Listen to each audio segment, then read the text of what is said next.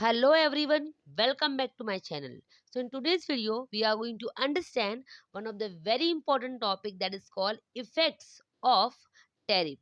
So before start this video, it's my humble request to everyone, those who are new on my channel, please like, share, comment and subscribe my channel. And if you really like it, then please comment also. So let's start with the video and listen this concept very carefully. Whatever doubts you are having in this particular diagram, that all doubt will get clear. So let's start with the video. So now, what are the effect of tariff? First of all, we'll understand the meaning of tariff. Student, I have already uploaded types of tariff video in my YouTube video, so you can go through it. Types of tariff. Now we are going to understand effect of tariff. First of all, what is tariff? Tariff means the duties levied by government on import and export.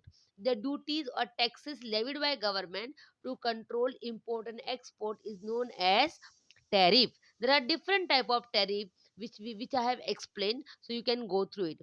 When government impose duties on import, that is called import tariff, and when government impose duties on export, that is called export tariff. In simple term, we call it custom duties. So the tariff means duties imposed by government to control export and import. Now, when government impose tariff, so how it is going to impact that country जिसको जिसने tariff लगाया है, that we are going to understand. So there are following impact of tariff as per Charles P. Kindle Berger. There are total 8 effect faced by country when tariff impose. So these 8 effect are following.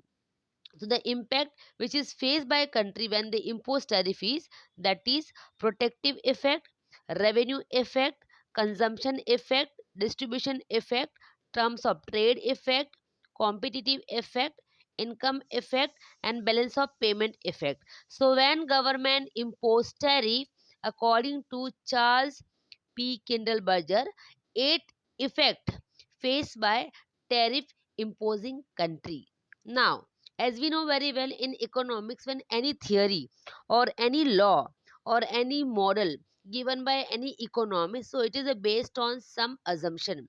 So effect of tariff theory or model which is given by Charles P. Kindleberger, it is based on some of the assumption. Assumptions are following. As per Kindleberger, there will be only one country, that is country A. We will assume India, कि एक ही country है, वो है India.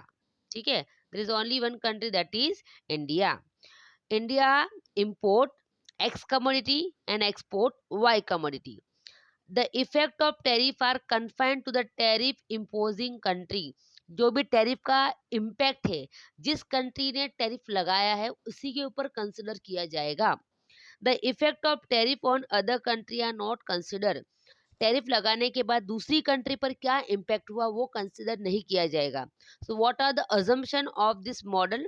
There is only one country, that country import X commodity and export Y commodity. The effect of tariff comes on tariff imposing country.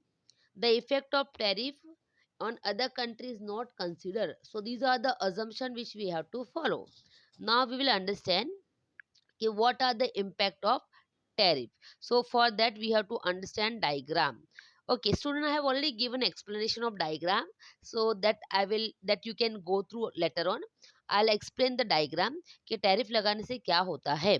So in the diagram, point number 1, y axis indicate price of X commodity, x axis indicate commodity. In the diagram, for commodity X, the demand curve is CD. In the diagram, for commodity X, demand curve is CD, which is downward sloping from left to right. Then the supply curve for commodity X is GS, which is upward sloping from left to right. Now, now we will understand this diagram in a three way. कि tariff लगाने के पहले क्या condition थी, फिर international trade हुआ तब क्या कंडीशन थी, और टैरिफ लगने के बाद क्या कंडीशन हुई. So in the diagram, Y axis indicate price of X, X axis indicate commodity, C D indicate demand curve, G S indicate supply curve.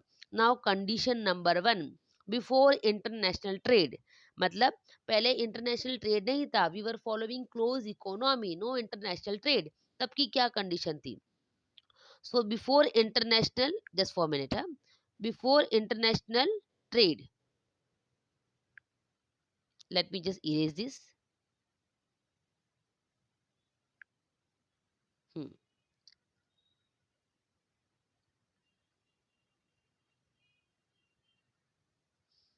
ठीक है. Now, before international, just let me get the pencil. Okay. Before international trade, condition number one, before international trade, when there was only domestic trade. So that time the price of commodity is OP zero. मतलब हम international trade नहीं कर रहे हैं, there is no export and import, we are economy is working in a close economy. So before international trade the price of commodity is OP zero. At OP0 price, demand curve CD and supply curve GS intersect each other at point E. So E point is equilibrium point. Price of commodity is OP0, demand curve CD, supply curve GS intersect each other at point E. So E is the equilibrium point. Now before international trade, what was consumer surplus and what was the producer surplus? So first of all, I'll explain you meaning of consumer surplus. Consumer surplus means willingness to pay minus actually paid. Example, I am so thirsty, so I am ready to pay 100 rupees for one glass of water, but actually I paid only 50 rupees for one glass of water. So how much I have saved? That is 50 rupees. So in the diagram, OC is a consumer willing to pay for X commodity. Consumer willing to pay OC for X commodity. But what is market price? OP0. So actually he paid how much? That is OP0. Consumer कितना पे करना चाहता था? ओसी किसके लिए? X commodity के लिए. But actually market price के हिसाब से कितना उसने पे किया? OP0 for x commodity. तो कितना उसने बचाया? That is triangle CEP0, that is consumer surplus. Next, producer surplus. Producer surplus means the cost of seller minus actually he got. Producer surplus means the cost of seller minus actually he got. So in the diagram, the cost of seller is OG. कैसे पता चला? Because जी से supply का start होता है. सो OG उसका real cost है. OG उसका रियल कॉस्ट है किसका? सेलर का. But what is market price? OP0. तो उसे कितना मिला है? OP0 मिला है. उसे मिलना कितना चाहिए था? OG. बट उसे कितना मिला? OP0. तो उसका प्रोड्यूसर का सरप्लस कितना हुआ? GEP0. Triangle GEP0. Understood? So let me just erase this all and explain you again in a short. Okay. In the diagram, before international trade, there was only domestic trade. So condition is what? That the market price is OP0, and at market price OP0, demand curve CD and supply curve GS both are intersect each other at point E. Now, at point E, both are intersect, so we will find out consumer surplus. Consumer surplus means willingness to pay minus actually paid. So consumer कितना देना चाहता था X commodity के लिए? OC. But उसने कितना पे किया? OP0. तो कितना बचाया? Triangle CEP0. Next is we will find out producer surplus. Producer surplus means what? Cost of seller minus actually he got. So consumer को प्रोड्यूसर को कितना मिलना चाहिए था? OG. उसे एक्चुअल में कितना मिला? OP0. सो उसका सरप्लस क्या है? GEP0. So that is condition before international trade. Now there is international trade. अभी कंट्री में इंटरनेशनल ट्रेड आ गया है. So when there is international trade we know very well कि इंटरनेशनल ट्रेड में the economy is open. International trade में economy open होती है. It mean that export and import होता है. We get many foreign competitor. We get many foreign firm जिसके साथ हमारा कॉम्पिटिशन आता है. And number of firm increase. So in the market when number of firm increase automatically to attract more consumer the firms are going to decrease price.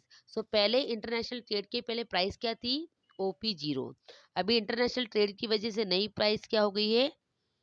OP. So now second condition is international trade. तो अभी trade की वजह से बहुत सारे firm market में आए कि तो कंपटीशन बढ़ गया है. तो कंज्यूमर को अट्रैक्ट करने के लिए उन्होंने प्राइस कम कर दिया है. तो अभी नया प्राइस क्या है, OP. So OP is a new market price. At price OP supply curve intersect at each which point, that is point E, and demand curve intersect at which point, point T. So OP price पे supply curve point A पे cut कर रहा है। सो supplier कितना supply करेगा, O Q output, ये वाला part. OP price पे डिमांड का कौन से पॉइंट पे कट करा, टी पॉइंट पे। सो कंज्यूमर कितना डिमांड करेगा, ओ क्यू थ्री। सप्लायर कितना सप्लाई करेगा, सिर्फ ओ क्यू। सो ओ क्यू वो सप्लाई कर रहा है, ओ क्यू वो सप्लाई कर रहा है, ओ क्यू थ्री मार्केट में डिमांड है। सो बच्चा कुछ क्यू थ्री ही इज गोइंग टू इम्पोर्ट। तो इससे क्या हो गया, इंटरनेशनल ट्रेड की वजह से हमारा इंपोर्ट बढ़ गया। हम सिर्फ ओ क्यू बना रहे हैं, डिमांड कितने की है, ओ क्यू थ्री की। तो ओ क्यू माइनस करेंगे तो क्यू थ्री हमको मार्केट से इंपोर्ट करना पड़ेगा। और देखो कम प्राइस है इसलिए डोमेस्टिक जो फर्म है वो कम सप्लाई कर रहा है। तो इस प्राइस पे, ओपी प्राइस पे कंज्यूमर सरप्लस कितना हुआ, अगेन कंज्यूमर विलिंग टू पे ओसी, उसे कितना पे करना पड़ रहा है, ओपी। सो कंज्यूमर का सरप्लस कितना हुआ, सी टी पी। और प्रोड्यूसर को कितना मिलना चाहिए था, ओजी, उसे कितना मिल रहा है, ओपी। और सप्लाई का कौन से पॉइंट पे है, ए। सो प्रोड्यूसर का सरप्लस कितना हुआ, जी ए पी। कितना हुआ प्रोड्यूसर का सरप्लस, जी ए पी। फिर से सुनो कंडीशन। अभी देखो इंटरनेशनल ट्रेड है, सेकेंड कंडीशन। सो प्राइस कम हो गया, पहले प्राइस था ओपी जीरो, अभी प्राइस है ओपी। सो ओपी प्राइस पे सप्लाई का जो है ए पॉइंट पे कट कर रहा है, तो सप्लायर कितना सप्लाई करेगा, ओ क्यू। ओपी प्राइस पे डिमांड का टी पॉइंट पे कट कर रहा है, तो डिमांड कितना होगा, O Q three. O Q three में से ओ क्यू मार्केट में सप्लाई हो रहा है by domestic firm, and Q three consumer are going to import from other country. So consumer के पास बहुत चॉइस है because prices are very less. So at price OP consumer surplus कितना है, कंज्यूमर विलिंग टू पे ओसी, उसे कितना पे करना पड़ रहा है, ओपी। तो कंज्यूमर का सरप्लस कितना हुआ, ट्राइंगल सी टी पी। और प्रोड्यूसर सरप्लस कितना हुआ, producer surplus means cost of seller minus actually he got.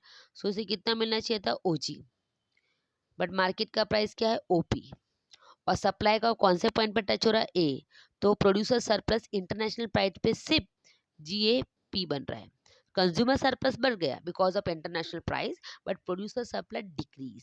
So now producer are going to complain government के भाई इंटरनेशनल ट्रेड की वजह से हमारा जो मार्केट में जो सप्लाई है वो कम हो गया, हमको प्रॉफिट नहीं मिल रहा है। So now to protect the domestic firm, what government is going to do, government is going to increase tariff, government is going to impose tariff. तो इंटरनेशनल प्राइस क्या है, ओपी, उस पर कितने का टैरिफ लगा, दैट इज पी वन का tariff लगा। सो जब भी किसी प्राइस पे टैरिफ लगता है तो उसका प्राइस बढ़ जाता है। सो इंटरनेशनल प्राइस क्या है, ओपी, टैरिफ कितने का लगा, पी वन। तो अभी न्यू प्राइस क्या हो गई मार्केट में, O P one. At new price O P one demand curve intersect at which point, N. Supply curve intersect at which point, M. So new price O P one पे, just for minute, new price O P one में supplier कितना supply कर रहा है, O Q three. Consumer कितना demand कर रहा है, ओ क्यू टू। तो ये जो एक्स्ट्रा जो था क्यू टू वो हमने कैंसिल कर दिया, तो हमारा ये हो गया consumption effect. So when government impose tariff तो कंजम्पशन कम होता है। सो टैरिफ का कंजम्पशन पर नेगेटिव इम्पैक्ट होता है। When ever government impose tariff it reduce consumption. So consumption effect कैसा है, नेगेटिव होता है। सो देखो टैरिफ लगाने की वजह से पहले हम ओ क्यू थ्री इम्पोर्ट करते थे, अभी हम सिर्फ ओ क्यू टू ही इम्पोर्ट करेंगे। पहले सप्लायर ओ क्यू सप्लाई करता था, अभी वो ओ क्यू वन सप्लाई कर रहा है। तो इतना सप्लाई कर रहा है, इतना डिमांड है, तो ये सिर्फ इतना सा पार्ट ही हम इंपोर्ट कर रहे हैं। तो इससे क्या हो गया, हमारा रेवेन्यू भी बच गया। और पी वन टैरिफ लगाने के बाद गवर्नमेंट का रेवेन्यू भी बढ़ गया। कितना रेवेन्यू बढ़ा गवर्नमेंट का, ये वाला कैसा है, बी एस एन एम। जैसे गवर्नमेंट ने PP1 का टैरिफ लगाया तो गवर्नमेंट को कितना रेवेन्यू एक्स्ट्रा मिला, BSNM। So these are the impact of tariff. So all the detail I have written in this, you can go through it. So again in short let me explain you कि जैसे ही government tariff लगाती है तो पहले हम लोग कितना demand करते थे, OQ3। टैरिफ लगने के बाद हमारा क्वांटिटी कम हो गया, दैट बिकेम OQ2। तो हमने कितना प्रोटेक्ट किया, QQ1 का, मतलब हम लोग कम इंपोर्ट करने लगे। दूसरा है consumption effect. As I told you कि जैसे ही टैरिफ लगता है तो कंजम्पशन कम हो जाता है। पहले हम लोग कंज्यूम करते थे OQ3, उसके बाद हमारा कंजम्पशन हो गया OQ2। फिर हो गया आपका revenue impact. As you can see in the diagram कि जैसे ही government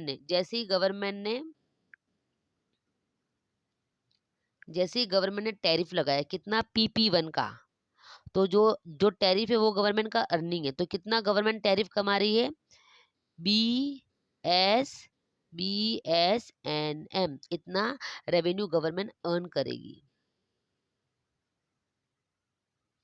then distribution effect. Okay, अभी जैसे ही गवर्नमेंट ने टैरिफ लगाया जैसे ही गवर्नमेंट ने टैरिफ लगाया तो अभी हमको देखना है कि टैरिफ लगने के बाद कंज्यूमर सरप्लस कितना है और प्रोड्यूसर सरप्लस कितना है।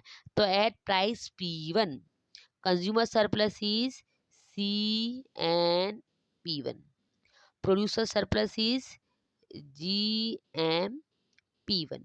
सो पहले कितना प्रोड्यूसर सरप्लस था in international price, GAP, but tariff लगने की वजह से प्रोड्यूसर सरप्लस बढ़ गया, that became GMP1। so these are the impact of tariff. You just go through entire topic, I have given explanation. okay, अभी देखो, जब टैरिफ गवर्नमेंट लगाती तो टर्म्स ऑफ ट्रेड भी इम्प्रूव होता है। कैसे टर्म्स ऑफ ट्रेड इम्प्रूव होता है जब टैरिफ लगता है, तो देखो टैरिफ लगने की वजह से हम लोग कम इंपोर्ट करते हैं। So when we import less and export more, because of tariff export हमारा सस्ता हो जाता है, import became expensive. So automatically we import less and export more. So automatically our terms of trade will improve. Same competitive effect. See when there is a international trade, और जब भी tariff लगाया जाता है तो एक कॉम्पिटिटिव बिहेवियर किसके among आता है, डोमेस्टिक फर्म के अमंग, अगेंस्ट हुम, foreign firm. Same tariff generate employment opportunity. See when government impose tariff, so they are giving more opportunity to domestic firm to produce on their level. So जब भी tariff लगता है तो domestic firm production start करता है। So when domestic firm start to make a production of goods and services, so it provide employment opportunity to our domestic people. जैसे कि समझो कि इंडियन गवर्नमेंट ने टैरिफ लगा दिया चाइनीज गुड्स पे, तो अभी चाइना की सारी की सारी चीज़ें क्या हो गई, महंगी हो गई। तो हमारा इंपोर्ट महंगा हो गया और एक्सपोर्ट सस्ता हो गया। तो पहला क्या होगा कि हमारे जो डोमेस्टिक फर्म है वो ज़्यादा से ज़्यादा प्रोडक्शन करेंगे। When they produce more, so automatically it will provide more job opportunity. तो एक्सपोर्ट बढ़ेगा, इंपोर्ट कम हो गया और ऑटोमेटिकली जॉब भी हमारा बढ़ गया। Then because of tariff balance of payment favourable हो जाता है, because as I told you कि when government impose tariff, import जो होता है वो होता है महंगा हो जाता है और जो एक्सपोर्ट है वो सस्ता हो जाता है। So when government impose tariff, import became expensive and export became cheap. So we started to export more compare to import. So automatically we enjoy favorable balance of payment. So in this way, some of the impact of tariff I have explained. So you go through entire video and this video is definitely useful. आपने exam में इतना लिख दिया तो that is enough. Is it clear? So please like share comment and subscribe, और please comment करो आपको ये वीडियो कैसा लगा, because I use to put effort.